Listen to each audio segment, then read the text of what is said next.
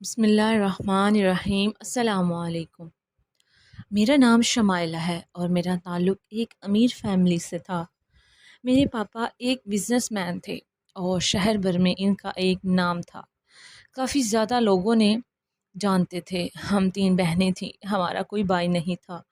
ماما پاپا کے ساتھ ہم ایک خوشحال زندگی گزار رہے تھے۔ گھر میں ہر وہ چیز تھی جس کی تمنا کوئی بھی انسان کر سکتا ہے۔ میری ماما پڑھی لکھی لیکن سادہ مزاج کی خاتون تھی۔ میری دونوں بہنیں مجھ سے بڑی تھیں اور میں سب سے چھوٹی ہونے کی وجہ سے سب کی لاڈلی بھی تھی۔ لیکن میرے پاپا کو بیٹے کی بڑی خواہش تھی، کیونکہ ان کو اپنی نسل آگے بڑھانے کے لیے اور نام زندہ رکھنے کے لیے بیٹا چاہیے تھا۔ جب میں چھوٹی سی تھی اور میرے ماما ایک بار پھر امید سے ہوئی تو پاپا کو ایسا لگا جیسے ان کی یہ خواہش اب پوری ہو جائے گی۔ وہ ماما کا بہت زیادہ خیال رکھتے تھے، ہر مہینے ان کا چیک اپ کرواتے تھے اور ان کے کھانے پینے پر خاص توجہ دیتے تھے۔ لیکن جب 3-4 مہینے گزرے تو ایک دن اچانک ماما کا پیر پھسل گیا اور وہ گر گئی، اور اس کے ساتھ ہی پاپا کی خواہش بھی دم توڑ گئی۔ ماما کو اس بات کا بہت دکھ تھا، لیکن اس دکھ سے زیادہ ان کے دل میں ایک ڈر بیٹھا ہوا تھا، کیونکہ وہ جانتی تھی کہ پاپا بیٹے کے لیے کسی بھی حد تک جا سکتے ہیں۔ ماما نے یہی بات اپنے دل سے لگائی اور مکمل طور پر خاموشی اختیار کر لی۔ یہاں تک کہ ماما اپنی بیٹیوں سے بھی اب زیادہ بات نہیں کرتی تھی۔ میں تو اس وقت بہت چھوٹی سی تھی، لیکن میری دونوں بڑی بہنیں ماما کی خاموشی کو بہت محسوس کرتی تھی۔ پاپا نے بھی ماما پر توجہ دینی کم کر دی، بلکہ وہ بزنس میں زیادہ مصروف ہو گئے تھے، یا شاید انہوں نے جان بوجھ کر ایسا کیا تھا۔ حالانہ وہ اچھی طرح جانتے تھے کہ اس وقت ماما کو ان کی کتنی ضرورت تھی۔ میری بہنیں اس بات کی گواہ تھیں کہ ماما ہر روز تیار ہو کے شام کو پاپا کا انتظار کرتی اور ان کے تھوڑے سے وقت کے لیے ترستی تھی۔ لیکن پاپا دیر سے گھر آتے ہیں اور فوراً سو جاتے تھے۔ ماما کی تیاری ادھوری رہ جاتی۔ پاپا نے تو ایک نظر بھر کے بھی ان کی طرف دیکھنا بند کر دیا تھا۔ ہمیں یقین نہیں آتا تھا یہ وہی پاپا ہیں جو پہلے ماما کی تعریفیں کرتے نہیں تھکتے تھے۔ ان کی اس رویے کا ماما پر گہرا اثر ہوا اور وہ آہستہ آہستہ اپنے آپ سے بھی لا تعلق ہونے لگی۔ لیکن پاپا پر ماما کی اس کیفیت کا یا کسی بات کا کوئی اثر نہیں ہوا، اور انہوں نے اپنے آفس میں کام کرنے والی ایک جوان لڑکی سے شادی کر لی۔ وہ تو ہمیں بعد میں پتہ چلا کہ پاپا کا اس لڑکی کے ساتھ چکر 1.5 سال سے چل رہا تھا، جب سے ماما گر کے بیمار ہوئی تھی۔ وہ لڑکی بہت تیز ترار اور چالاک تھی۔ اس نے بڑی ہوشیاری سے پاپا کو اپنے جال میں پھنسایا اور ہماری زندگی میں چلی آئی۔ پاپا اس سے شادی کر کے گھر لے آئے تھے، کیونکہ اس نے شادی کرنے سے پہلے پاپا سے یہ شرط رکھی تھی کہ وہ اس کو اپنی دوسری بیوی بنا کر پہلی بیوی کے ساتھ ہی رکھیں گے، تاکہ اسے بھی ہر وہ بات ہاتھ مل سکے جو پہلی بیوی اور بچوں کو ملتا تھا۔ ماما پر صدمے کا ایک اور پہاڑ ٹوٹ پڑا، لیکن ماما نے اپنی زبان سے ایک لفظ نہیں کہا، بلکہ خود ہی اپنے سکون کے لیے اپنا وہ کمرہ چھوڑ کے دوسرے کمرے میں شفٹ ہو گئی۔ اس وقت میری عمر 6-7 سال تھی۔ میں ماما کے ساتھ ہی سوتی تھی، جبکہ دونوں بڑی بہنوں کا کمرہ الگ تھا۔ جس دن وہ عورت دوسری ماں بن کر ہمارے گھر آئی تھی، وہ میری ماں نے اپنی جگہ اس کے لیے چھوڑی تھی۔ مجھے اس دن سے ہی اس سے نفرت ہو گئی تھی۔ میری بڑی بہن اس وقت 13 سال کی تھی اور پاپا کی نئی بیوی 22 سال کی تھی۔ حالانہ وہ اتنی خوبصورت بھی نہیں تھی، لیکن پاپا نے صرف بیٹی کی خواہش میں اس سے شادی کی تھی۔ البتہ وہ بہت زیادہ ماڈرن لڑکی تھی، اور پاپا سے شادی کے بعد اس نے اپنے آپ کو سجانے سنوارنے میں کوئی کسر نہیں چھوڑی۔ اب تو وہ بڑے بڑے پارلر میں جاتی اور مہنگے ترین لباس پہنتی تھی اور پیسہ پانی کی طرح بہانے لگی۔ اسے ہمارے گھر آئے ہوئے تقریباً 1 مہینہ ہو گیا تھا، لیکن اس نے اس 1 مہینے میں اتنی شاپنگ کی کہ ہم حیران تھے، اور پاپا اسے کسی بھی بات کے لیے روکتے نہیں تھے، بلکہ وہ بڑے خوش ہوتے تھے۔ ہم تینوں بہنیں اس اسکول میں پڑھتی تھی، لیکن ماما نے گھر کے کاموں کے علاوہ ہم تینوں کی ذمہ داری میں دلچسپی لینا کم کر دی، اور پھر آہستہ آہستہ نوبت یہاں تک پہنچ گئی کہ ماما نے اپنے آپ کو کمرے تک محدود کر لیا اور بہت ہی کم باہر نکلا کرتی تھی، کیونکہ شروع میں اگر ماما ہمارے پاپا کا کوئی کام کرتی تو پاپا کی دوسری بیوی ماما کو روک دیتی تھی، خاص طور پہ پاپا کے سامنے، اور پاپا کے سارے کام خود کرتی تھی تاکہ ان کی توجہ حاصل کر سکے۔ اور پاپا کو لگتا تھا کہ ماما نے حسد میں آ کر اپنی ذمہ داریاں بھی نہیں پوری کی۔ جبکہ کچھ ایسا نہیں تھا۔ جب پاپا گھر نہیں ہوتے تو آرام سے اپنے کمرے میں لیٹی رہتی، کسی کام میں دلچسپی نہیں لیتی تھی، لیکن جیسے ہی پاپا گھر آتے تو وہ مکمل طور پر ایکٹیو ہو جاتی اور پاپا کے سامنے وہ ہم تینوں سے بھی پیار جتلانے لگتی، جبکہ ان کی غیر موجودگی میں وہ ہمیں اپنے آس پاس بھی نہیں بھٹکنے دیتی تھی۔ خاص طور پہ مجھ سے تو کوئی خدا کے واسطے کا بیر تھا، مجھے دیکھتے ہی اسے غصہ چڑھ جاتا تھا اور وہ مجھے ڈانٹ دیتی تھی، اس لیے وہ مجھے اور بھی بری لگنے لگی۔ دوسری طرف ہماری ماما تھی، جس نے کہیں آنا جانا بھی بالکل چھوڑ دیا تھا۔ ایک ہی جوڑا چار چار دن پہنے رکھتی، بال نہیں باندھتی، میری اپنی مما سے کہہ کہہ کے ان کے کپڑے چینج کرواتی اور بال بنواتی۔ پہلے جس گھر میں مکمل طور پر مما کا آرڈر چلتا تھا، اب وہاں پاپا کی دوسری بیوی کی حکومت تھی۔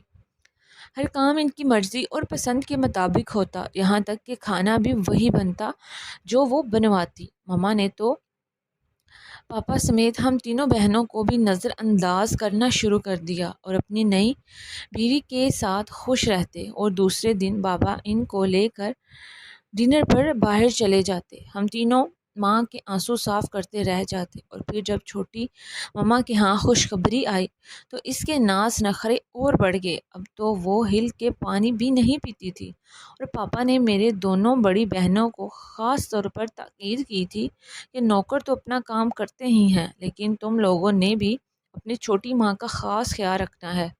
میری دونوں بہنیں بڑی آپا سے ڈرتی بھی تھی اور جھجکتی بھی تھی، کیونکہ ان کو معلوم تھا کہ اگر وہ پاپا کی بات نہیں مانے تو وہ مما کو تنگ کریں گے، اس لیے وہ چھوٹی امی کی ایک آواز پر باغی باغی جاتی تھی، جبکہ میں ایسے نہیں کرتی تھی۔ چھوٹی مما اگر مجھے کبھی آواز تو میں جان بوجھ کے ان کا کام نہیں کرتی تھی، پھر وہ میری شکایت پاپا سے لگاتے اور پاپا مجھے ڈانٹ دیتے۔ جب چھوٹی مما کے ہاں بیٹی کی پیدائش ہوئی تو پاپا کی خوشی کی انتہا نہ رہی۔ انہوں نے پورے شہر میں مٹھائی بانٹی، اپنے ورکرز کی تنخواہ بڑھا دی، اور گھر میں کام کرنے والے ملازمین کو بھی جوڑے طوائف میں دیے۔ سارے جہان میں خوشیاں منائیں اور ایک بہت بڑا جشن کیا، لیکن اپنی اس خوشی میں وہ ہماری ماں اور ہمیں بھولتے جا رہے تھے۔ انہوں نے فنکشن میں ایک مرتبہ بھی مما کو آنے کا نہیں کہا، اور جب پہلی مرتبہ مما نے اس بچے کو اپنی گود میں اٹھانے کی کوشش کی تو چھوٹی مما نے فٹافٹ مما کو روک دیا اور اپنا بیٹا اٹھا کے سینے سے لگا لیا۔ پاپا نے ان کی طرف دیکھنا تو کہنے لگی، بھئی کسی کا کیا بھروسہ کہ حسد میں آ کے میرے بچے کو کوئی نقصان پہنچا دے، اس لیے میں تو اپنا بچہ کسی کو نہیں دوں گی۔ پاپا بھی اس کی بات پر خاموش ہو گئے۔ مما بہت روئی تھی، اور اس دن کے بعد مما نے کبھی بھی اس بچے کو اٹھانے کی کوشش نہیں کی۔ حالانہ وہ ہمارا بھائی تھا، لیکن ہم تینوں بہنوں کو بھی اس بات کی اجازت نہیں تھی کہ ہم اپنے بھائی کو گود میں اٹھائیں یا ہاتھ بھی لگائیں۔ آہستہ آہستہ وقت گزرتا گیا۔ جب ہمارے بھائی کی پہلی سالگرہ ہوئی تب بھی پاپا نے ایک بڑا فنکشن رکھا۔ اس میں ہماری مما نے شرکت نہیں کی۔ ہم تینوں بہنیں وہاں موجود تھیں، لیکن ہماری کوئی اہمیت نہیں تھی۔ اب میری دونوں بہنیں بہت بڑی ہو گئی تھی، زیادہ تر مما کے ساتھ ہی رہتی تھی، اور جان بوجھ کے چھوٹی مما یا بھائی کے ارد گرد نہیں جاتی تھی، کیونکہ بے شک وہ کسی بات کا اظہار نہیں کر سکتی تھی، لیکن ان کو بھی اپنی ماں کی اس حالت کا دکھ تھا۔ لیکن مجھے ان ساری باتوں پر بڑا غصہ آتا تھا۔ حالانہ میں بہت چھوٹی سی تھی، لیکن مجھے برداشت نہیں ہوتا تھا، کیونکہ چھوٹی مما نے میرے پاپا کو بھی ہم سے چھین لیا تھا، اور میری مما بھی اس کی وجہ سے دکھی رہتی تھی۔ جیسے جیسے میں بڑی ہوتی گئی، میرے دل میں چھوٹی مما کے لیے نفرت اور بھائی کے لیے بھی غصہ پیدا ہوتا گیا۔ جب بھی میرے پاپا میرے سامنے سے اسے اٹھاتے اور پیار کرتے، میرا دل چاہتا میں اسے جان سے مار دوں، اور میں نے ایک دو مرتبہ ایسا کرنے کی کوشش بھی کی، اسے نیچے گرا کے نقصان پہنچایا ہو، لیکن میں ایسا کچھ نہیں کر سکی۔ البتہ جیسے جیسے وقت گزرتا گیا، میں اور بڑی ہوتی گئی، میرے دل میں نہ جانے کتنے طوفان بڑھتے چلے گئے۔ ماما پاپا نے میری دونوں بڑی بہنوں کی شادی کر دی۔ اس وقت میں 17 برس کی تھی، کالج میں پڑھتی تھی، لیکن میں نے اپنی چھوٹی ماں کی ضد میں آ کر بہت زیادہ فیشن کرنا شروع کر دیا۔ پاپا سے ضد کر کے اپنا پرسنل اکاؤنٹ کھلوایا اور اے ٹی ایم سے وہ پیسے نکلواتی رہتی۔ مما مجھے منع کرتی تھی، سمجھاتی تھی، اور میری بہنیں بھی، لیکن میں کسی کی بات نہیں سنتی تھی۔ میں تو پاپا سے اور چھوٹی مما سے انتقام لینا چاہتی تھی، لیکن مجھے نہیں پتا تھا کہ سب کا نتیجہ کیا ہوگا۔ میرا بھائی بھی اسکول میں پڑھتا تھا، لیکن وہ بالکل بھی اپنی ماں جیسا نہیں تھا، بلکہ وہ اپنی ماں سے زیادہ میری مما سے اٹیچ ہو رہا تھا۔ اس کی ماں کو تو شاپنگ اور پارٹیوں سے فرصت نہیں ملتی تھی، اس لیے اس نے بیٹے کی ذمہ داری میری ماں پر چھوڑ دی تھی، کیونکہ اتنے سال میں وہ یہ تو جان چکی تھی کہ میری مما کبھی بھی کسی کو نقصان نہیں پہنچا سکتی، اور خاص طور پر میرے بھائی کو، کیونکہ مما بھی میرے بھائی سے بہت پیار کرتی تھی۔ پاپا بھی زیادہ تر بزنس میں بزی رہتے، ایسے میں بھائی مما کے قریب آتا گیا، اور مما بھی اس کی وجہ سے پہلے سے کافی نارمل ہوتی جا رہی تھی۔ اکثر اس کے ساتھ ہنسنے بولنے لگ جاتی تو مجھے بھی اچھا لگتا، اس لیے میں نے اپنے بھائی کو کسی قسم کا نقصان پہنچانے کا ارادہ بدل لیا۔ لیکن میری دل میں چھوٹی ماں کے لیے نفرت کم نہیں ہو رہی تھی۔ میں نے اس کی ضد میں آ کے اپنے آپ کو جتنا بگاڑ لیا تھا، کبھی کبھی مجھے خود بھی حیرت ہوتی تھی میں ایسے کیسے ہو سکتی تھی، لیکن یہی سچ تھا۔ میں نے بہت زیادہ شاپنگ شروع کر دی۔ ہوٹلنگ آؤٹنگ میرا پسندیدہ ترین مشغلہ تھا۔ میرے فرینڈ سرکل میں بھی بہت بڑا تھا۔ کالج میں اپنے کھلے دل اور کھلے جیب کی وجہ سے بڑی مشہور تھی۔ اگر 10 لوگ بھی میرے ساتھ ہوتے تو میں کسی کو بل پے نہیں کرنے دیتی تھی۔ جب میں انٹر میں تھی تو میری کلاس میں ایک لڑکا آیا۔ وہ نیو ایڈمیشن تھا اور بڑا ہینڈسم لڑکا تھا۔ کلاس کی لڑکیوں سے دیکھ کے آہیں بھرنے لگی۔ میں نے اس کی طرف کوئی توجہ نہیں دی، لیکن ایک دن کسی کام کے سلسلے میں ہماری بات ہوئی تو باتوں میں بہت آگے نکل گئی۔ اس کے بعد اکثر ہم کالج میں ایک ساتھ نظر آنے لگے۔ اس کا نام عمیر تھا۔ وہ پڑھنے میں کافی ذہین تھا، جبکہ میں تو صرف باپ کا پیسہ اڑانے کالج جایا کرتی تھی۔ پڑھائی میں میری کوئی دلچسپی نہیں تھی، لیکن وہ مجھے پڑھائی میں سنجیدہ ہونے کا اکثر کہتا تو میں اسے مذاق میں ڈال دیتی۔ اس سے میری اچھی دوستی ہوتی جا رہی تھی، لیکن ایک دن اس نے مجھے ایک ایسی بات کہی جو مجھے بہت عجیب لگی۔ اس دن میں جینز پہن کے کالج کے فنکشن میں گئی تو اس نے مجھے کہا، لڑکیاں ہمیشہ ڈھیلے ڈھالے کپڑوں میں اچھی لگتی ہیں، اور اگر حجاب کریں تو کیا ہی بات ہے۔ میں نے اس کی بات پر اسے پینڈو ہونے کا طعنہ دیا اور کہا کہ آج کے دور میں کون سا لڑکا ہے ایسا ہے جو لڑکیوں سے اس طرح کی ڈیمانڈ کرے۔ تو وہ کہنے لگا، میں تو ایسا ہی ہوں، اور جو میری لائف پارٹنر بنے گی میں اس سے بھی یہی امید رکھوں گا کہ وہ حجاب کیا کرے۔ تو میں نے اس کا بہت مذاق اڑایا، لیکن اس وقت مجھے اندازہ نہیں تھا کہ کچھ عرصے بعد میں خود اس کی محبت میں گرفتار ہو جاؤں گی۔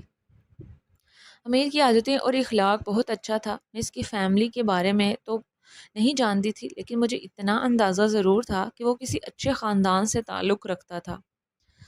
آہستہ آہستہ جب میں اس سے محبت کرنے لگی تو میرا دل چاہتا کہ میں اس کے بارے میں زیادہ سے زیادہ جان سکوں، لیکن میں خود سے اس سے اظہار نہیں کرنا چاہتی تھی، بلکہ میں تو یہ چاہتی تھی کہ وہ میری محبت میں پاگل ہو کر خود مجھ سے اظہار محبت کرے۔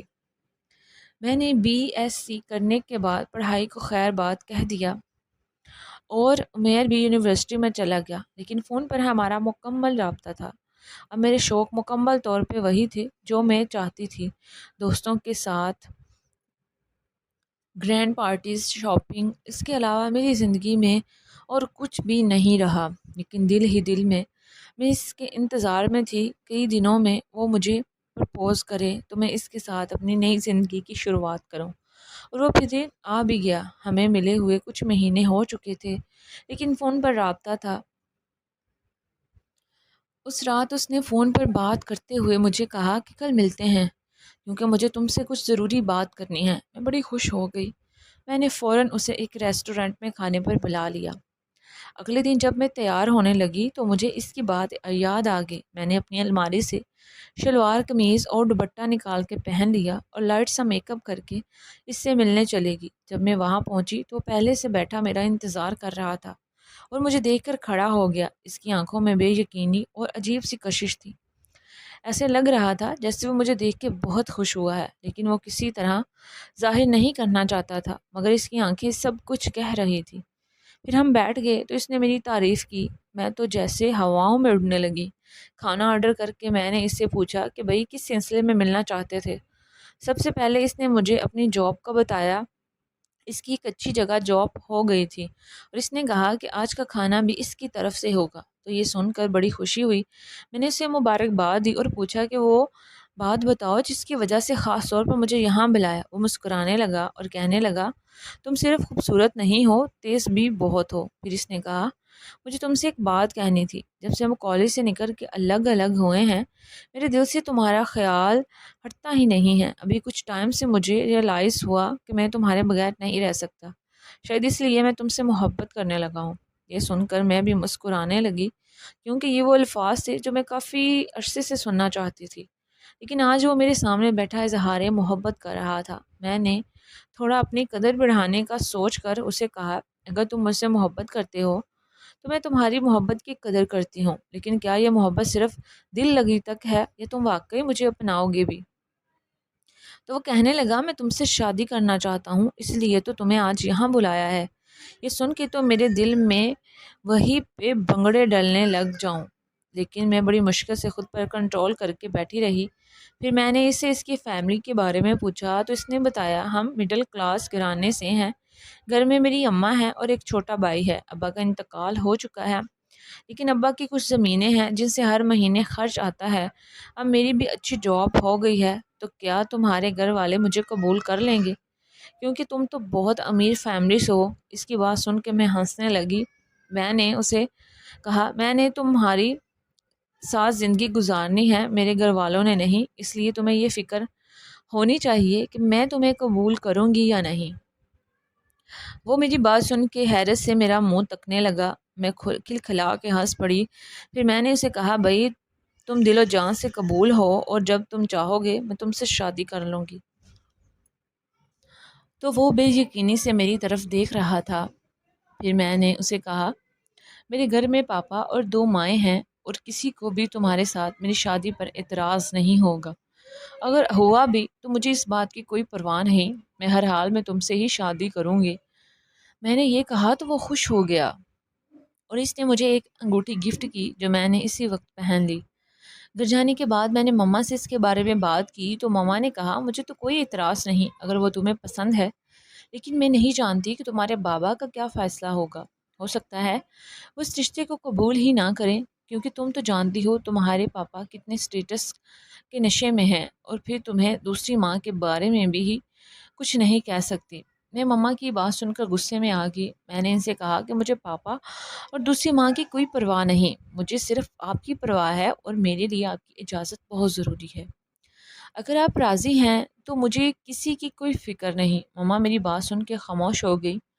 میں جانتی تھی کہ مما کبھی بھی پاپا کے سامنے یہ بات کرنے کی ہمت نہیں کریں گی، اس لیے میں نے خود ہی پاپا سے بات کرنے کا فیصلہ کیا، اور میں موقع دیکھ رہی تھی کہ جس دن چھوٹی مما گھر پہ نہ ہوں اس دن بابا سے اکیلے میں بات کروں۔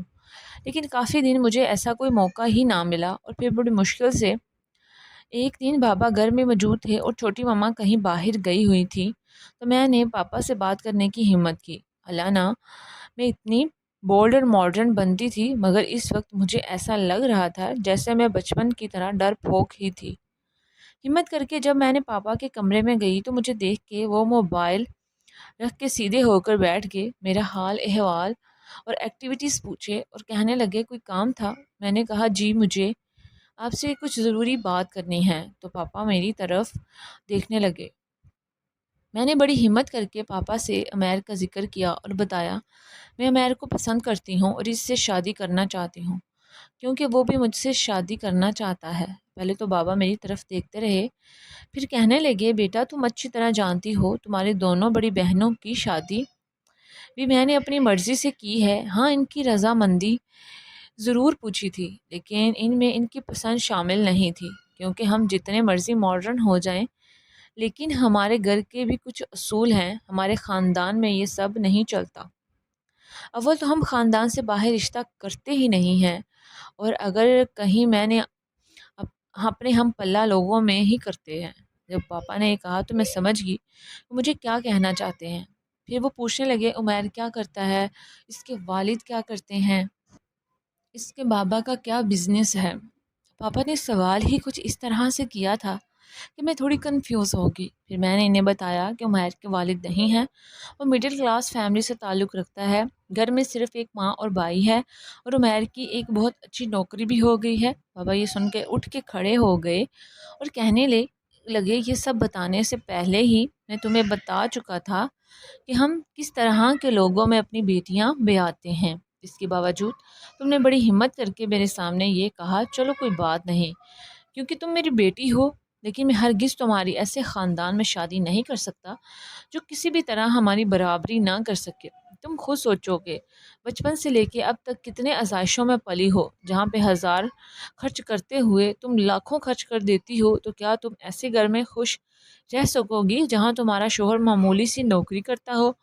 پاپا مجھے کنفیوز کرنے کی کوشش کر رہے تھے، انہیں بھی ابھی تک غصہ نہیں آیا تھا، اس لیے میں نے موقع سے فائدہ اٹھاتے ہوئے کہا پاپا میں عمیر کے ساتھ خوش رہوں گی کیونکہ ہم ایک دوسرے کو پسند کرتے ہیں۔ میری بات سنتے ہی پاپا کو غصہ آ گیا اور وہ کہنے لگے میں اتنی دیر سے تمہیں کچھ سمجھانے کی کوشش کر رہا ہوں، زندگی جو ہے وہ محبت اور پیار سے نہیں گزرتی، بلکہ اچھے لائف سٹائل کے لیے پیسے کی ضرورت ہوتی ہے، اور میڈل کلاس فیملی کے لڑکے ایک گھر بنانے میں پوری زندگی گزار دیتے ہیں، وہ تمہیں کیا خوش رکھے گا؟ لیکن میں اپنی ضد پہ قائم تھی۔ میں نے پاپا سے کہہ دیا میں شادی کروں گی تو صرف عمیر سے۔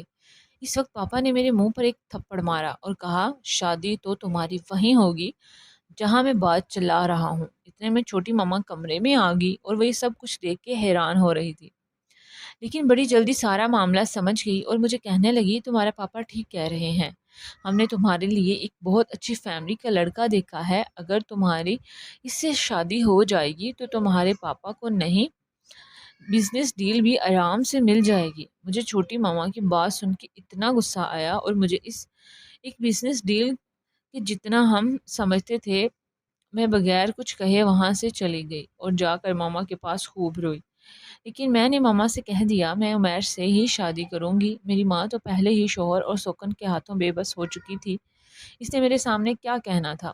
میری باتیں سن کر خاموش رہی۔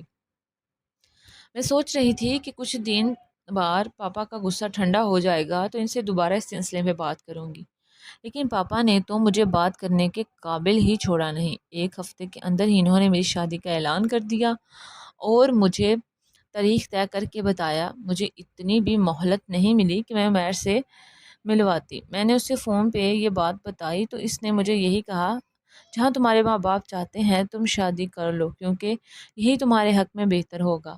عمیر کی بات سن کر میرا دل ٹوٹ گیا۔ اس نے مجھے اندازہ ہو رہا تھا میں جو بچپن سے اب تک چھوٹی ماما سے مقابلہ بازی کرتی آ رہی تھی، دراصل اندر سے تو میں اپنی ماں جیسی ہی تھی، ڈرپوک اور کم ہمت۔ میں نے پاپا کے سامنے ہتھیار ڈال دیے اور پاپا نے میری شادی اپنے محروم دوست کے بیٹے نعمان سے کر دی۔ نعمان کی فیملی میں کوئی بھی نہیں تھا سوائے اس کے ایک چھوٹے بھائی، اور اس کے ماں باپ کا انتقال ہو چکا تھا، اور وہ دونوں بھائی ایک ہی گھر میں اکیلے رہتے تھے۔ نعمان کا اپنا بزنس تھا جسے دونوں بھائی چلا رہے تھے۔ میرے جہیز میں پاپا نے بہت کچھ دیا تھا، لیکن میرا دل بالکل بھی خوش نہیں تھا۔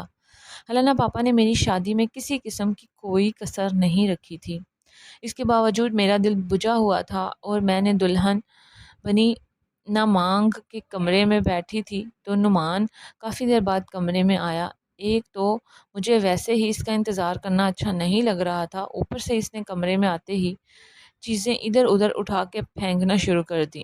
میں اس کے اس عمل سے حیران ہو رہی تھی، بھلا اپنی شادی کی رات بھی کوئی ایسے کرتا ہے؟ لیکن وہ مجھے کسی بات پہ غصے میں لگ رہا تھا۔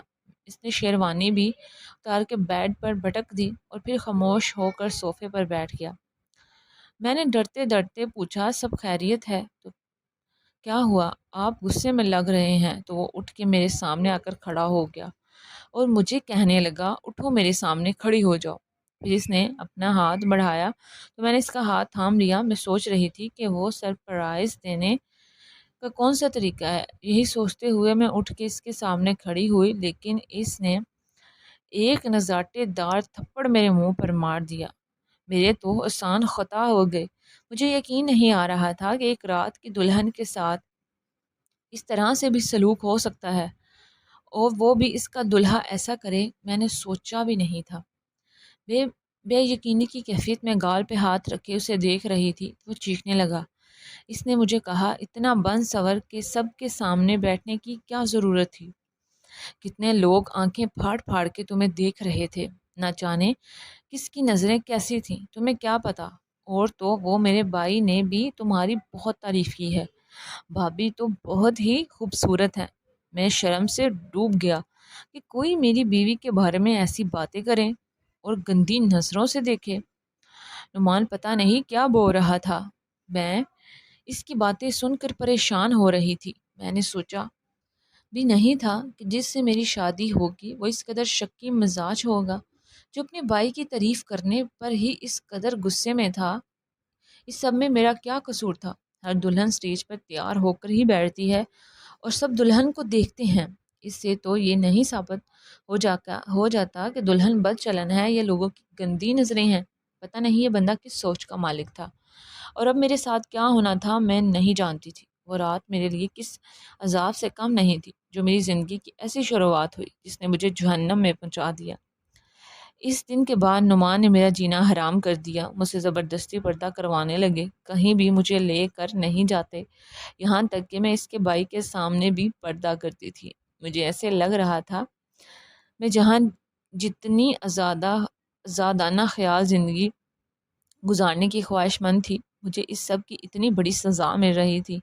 اور جب دل چاہتا مجھ پر ہاتھ اٹھانے لگ جاتا، اور جب دل چاہتا مجھے میری ہی نظروں میں گرا دیتا، مجھ پر گندے گندے الزام لگاتا۔ میری زندگی بد سے بدترین ہوتی گئی، اور پھر جب میری شادی کو 6 مہینے گزرے تو نعمان کا ایکسیڈنٹ ہو گیا، جس میں وہ بری طرح زخمی ہوا۔ پورا 1 مہینہ ہسپتال میں داخل رہنے کے بعد جب وہ ڈسچارج ہو کے گھر آیا، اس کی دونوں ٹانگیں اور ایک بازو پوری طرح بیکار ہو چکا تھا، لیکن اس کی زبان اسی طرح آگ اگلتی تھی۔ وہ کہتا تھا، اب تم عیاشی کرنے کے لیے آزاد ہو گئی ہو، میں تو بستر پر کمرے میں پڑا رہتا ہوں، تم نہ جانے باہر کس کس کے ساتھ گل چھڑے اڑاتی ہو، فون پہ باتیں کرتی ہوگی۔ اب تو میرے بھائی کے ساتھ ہی رشتہ بنا لیا۔ نعمان کے بعد سن کر میں پہلی مرتبہ اس پر چیخی تھی۔ میں نے اسے کہا، اس سب سے اچھا ہے آپ اپنے ہاتھوں سے میرا گلا دبا دیں، لیکن مجھ میں اتنے گندے الزام لگانے کی ضرورت نہیں۔ اگر آج کے بعد ایسی کوئی بات کی تو میں آپ کو اسی حال میں چھوڑ کر یہاں سے چلی جاؤں گی۔ میری بات سن کر پہلے تو نعمان خاموش ہو گیا، لیکن پھر کہنے لگا، تم اچھی طرح جانتی ہو میں معذور ہوں اور تمہارا گلا نہیں دبا سکتا، ورنہ تم جیسی عورت کے ساتھ اس سے بھی برا سلوک ہونا چاہیے۔ میں تو اس کا منہ دیکھتی رہ گئی۔ یہ بندہ نہ جانے کس مٹی سے بنا تھا، مکمل طور پر معذور ہو چکا تھا، زندگی سے دور ہوتا جا رہا تھا، لیکن اس کے دل و دماغ میں بھرا ہوا زہر کسی طرح کم نہیں ہو رہا تھا۔ پھر آہستہ آہستہ میں نے اسے اس کے حال پر چھوڑ دیا، لیکن وہ پوری طرح مایوس ہوتا جا رہا تھا۔ نعمان مزید 1 مہینہ اسی طرح بستر پر پڑا رہا، لیکن اب وہ بہت زیادہ بیمار ہو چکا تھا اور اسے لگتا تھا کسی بھی وقت زندگی سے منہ موڑ بیٹھے گا۔ ایک دن اس نے مجھے اپنے پاس بلایا اور بیٹھنے کو کہا۔ جب میں بیٹھ گئی تو مجھے کہنے لگا، میں مرنے والا ہوں اور میرے مرنے کے بعد تم بالکل آزاد ہو جاؤ گی، پھر تو نہ جانے تم کس کس سے رشتے بنا لو گی، اس لیے مرنے سے پہلے میں چاہتا ہوں تم مجھے ایک مرتبہ اپنے ہاتھوں سے کھانا کھلا دو۔ مجھے اس کی باتوں پر غصہ تو بہت آیا، لیکن پھر میں خاموش ہو گئی۔ میں نے سوچا پتہ نہیں اس کے اندر کیا کچھ چل رہا ہے جس کی وجہ سے وہ ایسی باتیں کر رہا ہے۔ میں خاموشی سے اٹھی اور جا کر اس کے لیے کھانا بنا کر لے آئی جو اس سے وزن تھا، پھر اسے کھانا کھلانے لگی۔ جب وہ کھانا کھا چکا تو مجھے کہنے لگا، جب میں مر گیا تو میرے بستر کے نیچے ایک تمہارے لیے کچھ رکھا ہے اور اٹھا کے ضرور دیکھ لینا۔ پھر وہ لیٹ گیا اور سو گیا۔ میں عجیب سی کشمکش میں مبتلا تھی، سمجھ نہیں آ رہا تھا مجھ سے کیا چھپا رہا ہے یا مجھے کیا کہنا چاہتا ہے، لیکن میرے ذہن میں یہ بالکل بھی نہیں تھا کہ واقعی مر جائے گا۔ اگلی صبح جب کافی دیر تک وہ جاگا نہیں تو میں نے اس سے اٹھانے کی کوشش کی، لیکن وہ ہمیشہ کے لیے سو چکا تھا۔ مجھے اس کے مرنے پہ بالکل بھی رونا نہیں آیا، لیکن مجھے خوشی بھی نہیں ہو رہی تھی۔